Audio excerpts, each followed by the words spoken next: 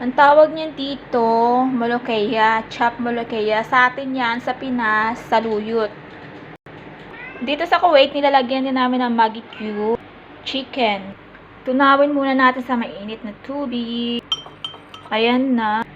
And then, ilagay dito. Dito, yung saluyot, parang ginagawang, soft. Kasi diba sa atin, nilalagyan natin ng kung ano-ano. Dito, ganyan lang siya. Lagyan ng Maggi cubes, tsaka kaunting tubig. Yun lang. Pero iba pa rin yung mga fresh, diba? Kasi dito, ang tatagalan na rin siguro sa mga ganito lang siya. Frozen.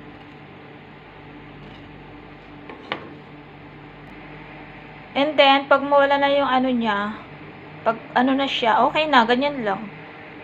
Lagyan lang ng kaunting black pepper. At lagyan din pala siya ng garlic. Nyo muna yung garlic ganito. I-chop nyo rin, and then ilagay. Ganyan lang.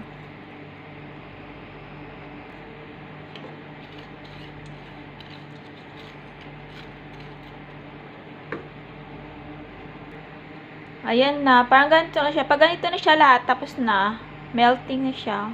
Ito na. Okay na, i-off.